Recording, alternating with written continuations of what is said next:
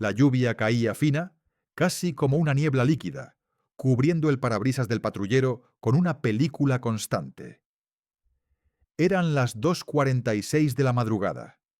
El oficial Tomás Aranda se frotó los ojos, forzando su mirada a mantenerse despierta mientras los faros del coche cortaban la oscuridad de la carretera secundaria 119 al sur del estado.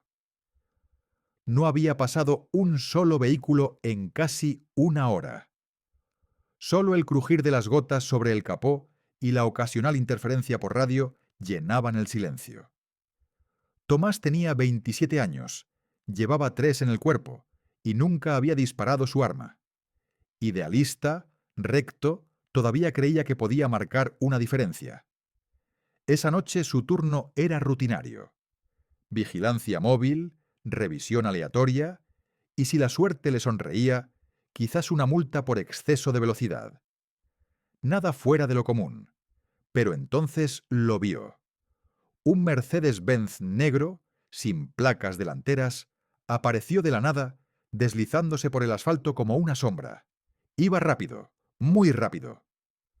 Tomás miró el radar. 143 kilómetros por hora, en una zona de 90. No dudó. Encendió las luces azules y rojas y el zumbido de la sirena cortó la noche. El Mercedes no se detuvo de inmediato. Recorrió varios cientos de metros antes de ceder, como si deliberara. Finalmente se detuvo en el arcén, justo bajo un letrero oxidado que rezaba: Pueblo Viejo, 5 kilómetros. Tomás tragó saliva. Su mano rozó la funda de la pistola, no por instinto violento, sino por precaución. Se bajó del patrullero y avanzó lentamente, con la linterna en alto. El Mercedes era imponente. Su pintura reflectaba la lluvia en destellos metálicos. Los cristales estaban tintados, y por un instante Tomás sintió una punzada de algo. No miedo exactamente, sino presagio. Golpeó suavemente con los nudillos la ventana del conductor. Esta bajó unos centímetros. ¿Algún problema, oficial?, preguntó una voz calmada, profunda, casi seductora. Dentro vio a un hombre de unos 50 años, bien vestido, con traje oscuro y camisa sin corbata. Su cabello era perfectamente peinado hacia atrás, y su piel bronceada como la de un político de alto nivel. A su lado, otro hombre, más joven, con cara de matón, lo miraba fijamente. En el asiento trasero vislumbró una figura femenina, maquillada con esmero, que no dijo una palabra. «Exceso de velocidad», respondió Tomás, tratando de mantener la compostura. «Necesito su licencia y los papeles del vehículo». El conductor sonrió, pero no se movió. Tomás sintió cómo el aire se espesaba. «Claro, pero antes... ¿Sabe usted con quién está hablando?». El tono no era desafiante, sino casi paternal. Tomás entrecerró los ojos. Algo no cuadraba. El hombre levantó un dedo, y el acompañante sacó lentamente una cartera de cuero, abriéndola hacia Tomás. No era una identificación oficial. Era una tarjeta, negra, sin texto, salvo un logo dorado, una marioneta con hilos rotos. Tomás dio un paso atrás. Esa imagen la había visto en informes confidenciales, en sesiones de capacitación, en documentos sellados. Era el símbolo no oficial del Cártel del Sur. ¿Y si la portaba ese hombre? «No puede ser», murmuró. El conductor sonrió de nuevo, esta vez con los ojos. Su mirada era como un bisturí. Miguel Ángel Cienfuegos dijo: «Pero algunos me llaman el títere». Tomás sintió cómo su corazón aceleraba. Tenía al jefe de uno de los grupos criminales más sanguinarios del país. Delante de él, en carne y hueso. «Esto es una broma, ¿verdad? ¿Usted cree que un hombre como yo necesita bromear, oficial?». La tensión era tan densa que Tomás apenas podía respirar. Recordó los informes. Cienfuegos no era un narco común. Educado en Europa, hablaba 3 idiomas, tenía inversiones en media Latinoamérica y ningún cargo firme. Su existencia era un mito legal y una pesadilla real. «Puedo dejarlo pasar», Tomás dijo Cienfuegos, pronunciando su nombre como si lo conociera de toda la vida. «Nadie tiene que saber. Tú sigues tu camino, yo el mío. ¿Está amenazándome? Te estoy dando una opción». La figura femenina en el asiento trasero se inclinó hacia adelante. Era joven, de no más de 20 años, con los labios rojos como la sangre. No dijo nada, pero su mirada vacía le heló la piel. Tomás retrocedió 2 pasos. Tenía el cuerpo tenso, como si cada músculo le gritara que corriera. Pero su mente se debatía entre la ley, el deber, la familia, su vida. Sabía que si hacía lo correcto, si lo arrestaba, si pedía refuerzos, si al menos notificaba por radio, no llegaría al amanecer. Pero si lo dejaba ir, cargaría con eso el resto de su vida. Y entonces ocurrió algo que lo cambiaría todo. La puerta del pasajero se entreabrió apenas unos centímetros. El hombre que iba con Cienfuegos dejó caer una memoria USB al suelo, justo a los pies de Tomás. «Para ti», dijo, con una sonrisa torcida. «Por si quieres saber quién mueve los hilos». El Mercedes arrancó con un ronroneo bajo. No esperaron permiso, simplemente se fueron. Tomás se quedó allí, bajo la lluvia, con la USB en la mano, el alma dividida en 2, y la certeza de que lo que acababa de vivir no era un encuentro, sino una advertencia. Tomás Aranda se quedó allí, mirando la memoria USB en su mano como si fuera un objeto maldito. No podía quitarse la sensación de que ese encuentro no era solo un error de cálculo, era un mensaje, una amenaza. El Mercedes ya se había ido. La carretera estaba nuevamente vacía.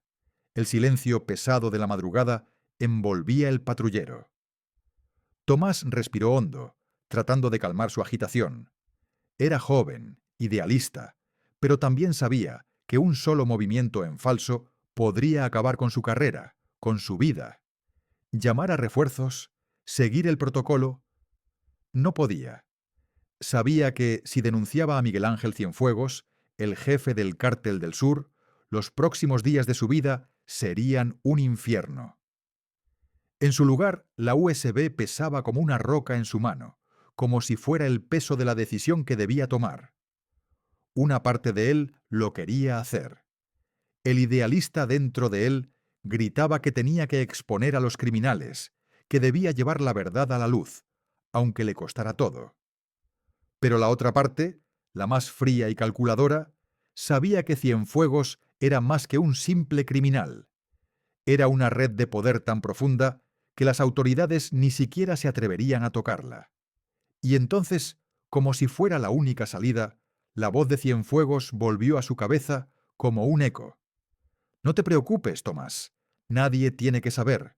Tú sigues tu camino, yo el mío». No se trataba solo de un consejo. Era una advertencia. Tomás guardó la memoria USB en el bolsillo de su chaleco. Su mente parecía haber tomado la decisión por él, pero su cuerpo aún no respondía. Su corazón latía con fuerza en su pecho mientras observaba la carretera vacía. Una parte de él sabía que la verdad era una carga peligrosa. La otra parte, la que todavía creía en la justicia, no podía dejarlo pasar. Fue entonces cuando un pensamiento cruzó por su mente. ¿Qué si grababa el encuentro? ¿Qué si grababa todo? El instinto le dijo que grabara. Sacó su teléfono móvil del bolsillo, activó la grabadora de video y presionó el botón de grabar, todo en silencio, como un reflejo. Ya no tenía nada que perder. El video sería su seguro. Lo grabó todo, desde el momento en que Cienfuegos lo llamó por su nombre hasta la sonrisa del acompañante al dejar caer la memoria USB. La amenaza velada estaba en cada palabra. Tomás sabía que no podía detenerse ahí. La grabación, aunque arriesgada, era la única forma de exponer lo que acababa de suceder. Si alguien veía esa grabación, la verdad saldría a la luz. No de la forma en que lo deseaba, no de la manera correcta, pero sería un primer paso. El mundo vería lo que había sucedido. Cuando terminó, guardó el teléfono rápidamente y volvió al patrullero. Miró el video una vez más, y entonces, con una decisión irreversible, presionó el botón de enviar. Lo filtró a un periodista anónimo que tenía contactos en las grandes cadenas de noticias. La mañana siguiente, la noticia explotó. En cuestión de horas, el video estaba en todas partes, en las noticias, en redes sociales, en los foros. Se viralizó de una manera que Tomás no había anticipado. Las imágenes de Tomás Aranda frente al Mercedes negro, la conversación grabada, la sonrisa de Cienfuegos, todo se desmoronó rápidamente. Los titulares hablaban de un policía que hace frente a un líder del crimen organizado, mientras que en otros medios lo describían como el oficial que grabó al jefe del cartel y filtró la grabación. Las versiones variaban. Los usuarios en las redes sociales especulaban sobre la validez de la grabación, si era real o una manipulación. Pero lo que nadie podía negar era que el video era impactante. El gobierno no tardó en reaccionar. En una rueda de prensa convocada a toda prisa, un portavoz del gobierno negó cualquier vínculo entre Cienfuegos y las autoridades. Declararon que se trataba de una manipulación del oficial Aranda, acusándolo de mal uso de la información y de tratar de crear un escándalo sin fundamento. No hay pruebas suficientes para acusar a Cienfuegos. Esto parece un intento de desinformación, dijeron. Los medios oficiales presentaron a Cienfuegos como un empresario respetable que había sido víctima de un error, asegurando que nada de lo que se muestra en la grabación tiene base. Su abogado apareció en la televisión, mostrando imágenes de Cienfuegos en actividades benéficas, tratando de restablecer su imagen pública. Mientras tanto, Tomás Aranda pasó de ser un héroe local a un enemigo público. El caos mediático creció. Los periodistas lo buscaban, algunos con simpatía, otros con acusaciones. Los internautas compartían teorías conspirativas, y las redes sociales explotaron en discusiones. Sin embargo, el costo para Tomás fue inmediato. Al día siguiente fue suspendido de su puesto. La policía inició una investigación interna por manipulación de pruebas y traición. El video fue analizado, y aunque algunos lo defendían, el peso de la acusación era inminente. Tomás Aranda se convirtió en el rostro del escándalo. Pero mientras su vida profesional se desmoronaba, la figura de Miguel Ángel Cienfuegos crecía. En su primera aparición pública, Cienfuegos apareció en una entrevista con un periodista prominente. «Soy un hombre honesto, un empresario difamado», dijo con una calma inquietante. Su discurso estaba lleno de afirmaciones vagas, apelando a su público como un hombre incomprendido, dispuesto a trabajar por el bien de su comunidad. Cienfuegos no desapareció. Al contrario, el hombre a quien Tomás había tratado de detener se convirtió en un símbolo de poder e impunidad. Pero Tomás ahora era solo un hombre que había cruzado la línea, y la decisión que tomó esa noche ya no podía deshacerse. La nación estaba dividida. ¿Héroe o traidor? La pregunta flotaba en el aire y resonaba con fuerza en cada esquina del país. La figura de Tomás Aranda se había convertido en un símbolo. Unos lo veían como un héroe que se atrevió a enfrentar al poder, mientras que otros lo consideraban un traidor que había desprestigiado a la policía y a su país por filtrar información clasificada. Los titulares seguían siendo intensos. La conversación pública ya no era sobre Cienfuegos ni sobre el Cártel del Sur. Ahora todo giraba alrededor de Tomás, y la verdad se volvía cada vez más difusa. Las redes sociales estallaban en una guerra sin cuartel. Los hashtags se multiplicaban. Algunos abogaban por la justicia y el valor de Tomás, mientras otros lo llamaban delator y lo acusaban de manipular la información. El traidor que vendió a su propio país era uno de los eslóganes que circulaba en los foros. Las cadenas de noticias nacionales dividían sus opiniones. Algunos periodistas defendían la validez de la grabación, mientras otros aseguraban que se trataba de un montaje y que Tomás había manipulado las imágenes para obtener notoriedad. Los abogados de Cienfuegos pronto entraron en acción, desmintiendo cada palabra del video, argumentando que el sonido estaba alterado y que no había pruebas claras de que el hombre en el Mercedes fuera, efectivamente, el líder del cártel. Las entrevistas con influyentes figuras públicas de la política y el entretenimiento comenzaron a aparecer en pantalla, todas enfocadas en uno de los dos bandos, los que apoyaban a Tomás y los que apoyaban a Cienfuegos. Influencers, políticos, empresarios y hasta líderes de opinión se sumaron al debate, aunque pronto quedó claro que muchos de ellos estaban pagados o presionados por el poder de Cienfuegos. Mientras tanto, la figura de Cienfuegos no hacía más que crecer. Su campaña mediática fue impecable. Apareció en talk shows, rodeado de abogados, consejeros y políticos que lo defendían. «Soy un hombre de negocios, víctima de un escándalo mediático», decía con una sonrisa bien ensayada. Este video ha sido manipulado por un policía sin escrúpulos. Y su versión fue calando hondo en la opinión pública.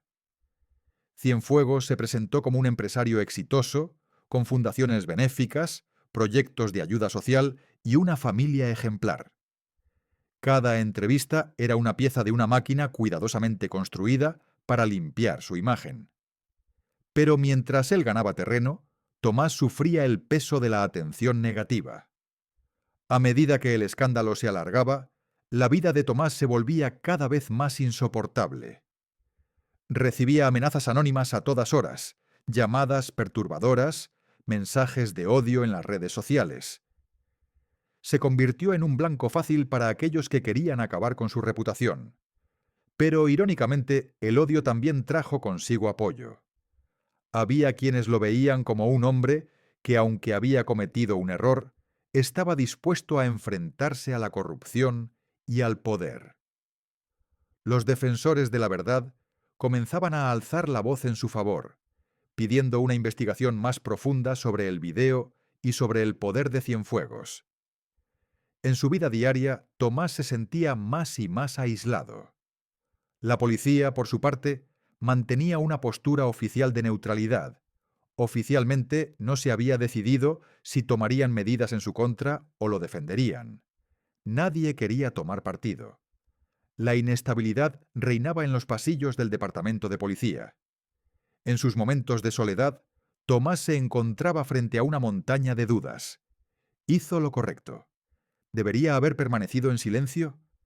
¿Qué pasaría si al final todo resultaba ser un malentendido? ¿Y si en realidad Cienfuegos no era tan poderoso como se pensaba? ¿Habría arruinado su vida por nada? Una mañana se difundió una noticia que alteró aún más el panorama. El periodista que había recibido la grabación de Tomás, Carlos Pérez, había desaparecido misteriosamente. Su coche fue encontrado estacionado a las afueras de la ciudad, pero de él no había ni rastro. Las autoridades comenzaron a investigar, pero muchos en la prensa comenzaron a hacer conexiones con la poderosa red de Cienfuegos. La desaparición de Carlos Pérez fue un golpe duro para Tomás. El periodista, que se había convertido en su aliado en este escándalo, parecía haber sido silenciado, y eso solo reforzaba las dudas que ya rondaban en su mente. ¿Era todo esto más grande de lo que pensaba? ¿Había hecho realmente una diferencia? ¿O simplemente había sido un peón en un juego mucho mayor? Tomás no podía ignorar que estaba jugando con fuerzas que no comprendía por completo. A solas, en su pequeño departamento, Tomás miraba el televisor mientras Cienfuegos, ahora en la cúspide de su poder mediático, lanzaba una nueva declaración. Sus abogados seguían defendiendo que no había prueba suficiente y que Tomás Aranda había actuado impulsado por sus propios intereses, por venganza o deseo de fama. Tomás apagó la televisión y se quedó en silencio. Miró el teléfono móvil, vio las amenazas, los mensajes de apoyo, los comentarios en su contra. Sintió cómo la presión lo desbordaba. pensó en la desaparición de Carlos Pérez, pensó en el daño que podría haberse hecho al sistema. ¿Había sido la decisión correcta? Finalmente se dijo a sí mismo con un susurro: no sé si la verdad es suficiente, pero ya no puedo parar. El país ya no era el mismo. La división estaba más profunda que nunca, pero Tomás Aranda ya no importaba. Él había desaparecido de los titulares, de las noticias, de la opinión pública, había huido, abandonado todo lo que conocía, y comenzó una nueva vida bajo un nombre falso, en un lugar donde nadie lo conociera. La decisión de huir fue difícil. Había llegado a la conclusión de que su vida en México ya no valía la pena arriesgarla. Las amenazas, el acoso constante y la presión de los medios lo habían llevado al límite. Aunque su nombre seguía siendo reconocido en las calles, Tomás sabía que cualquier paso en falso podría costarle la vida. Había dejado atrás amigos, familia y el sueño de justicia que alguna vez lo impulsó. Con una nueva identidad en mano, Tomás cruzó la frontera hacia Sudamérica, buscando anonimato, un lugar donde pudiera dejar de ser una figura pública. La sensación de libertad fue agridulce, pero no duró mucho. La culpa por lo que había dejado atrás le comía por dentro. Cienfuegos, por su parte, seguía siendo el mismo. Más poderoso que nunca, su imperio continuaba expandiéndose, y sus enemigos parecían caer uno a uno. Mientras Tomás se refugiaba en el anonimato, Cienfuegos estaba aún más fuertemente arraigado en el sistema. En su ausencia, el Cartel del Sur se había fortalecido, contando con más aliados en la política y en las élites empresariales. Tomás, desde la lejanía, escuchaba rumores sobre su figura. Un hombre que ya no necesitaba ocultarse, uno que se reía de las autoridades con cada paso que daba. Las noticias ya no hablaban de la discriminación del video, sino de los proyectos de filantropía de Cienfuegos, de sus conexiones políticas y de su creciente influencia económica. Tomás no importaba ya. El país había olvidado al hombre que lo había señalado como su enemigo público. Pero Tomás no olvidó lo que había grabado, la prueba irrefutable que había estado guardando durante todo este tiempo. Sabía que el video no solo contenía pruebas sobre Cienfuegos, sino también sobre los grandes nombres que habían intentado protegerlo. Aunque el país había dado la espalda a su historia, Tomás no podía escapar de su propia moralidad. Había grabado otra copia del video, una versión mucho más comprometedora, que mostraba a Cienfuegos no solo como un narcotraficante, sino como un hombre vinculado a una red de corrupción global que involucraba a altos funcionarios y líderes políticos. Este video no era solo una simple evidencia, era la bomba que podría destruirlo todo. Tomás lo sabía. Tenía el poder de cambiarlo todo, de hacer que la verdad saliera a la luz. Pero también sabía lo que eso significaba. ¿Debería hacerlo? La decisión fue tomada una noche en su pequeño apartamento en Buenos Aires. La madrugada lo encontró en la pantalla de su laptop buscando el canal de noticias más importante. En un suspiro profundo, hizo clic en el archivo, lo subió y envió el video a un periodista desconocido. El video se viralizó en minutos y las protestas comenzaron a crecer en las calles. Los manifestantes salieron a las plazas, exigiendo justicia, no solo por lo ocurrido con Tomás, sino por la red de corrupción que finalmente había quedado al descubierto. A pesar de las protestas masivas que inundaron las calles de las principales ciudades, la noticia de la desaparición de Cienfuegos sorprendió a todos. Nadie sabía si había sido arrestado o si tal vez su sombra ya lo había alcanzado.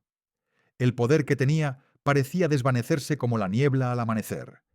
No había noticias claras, solo rumores sobre su destino.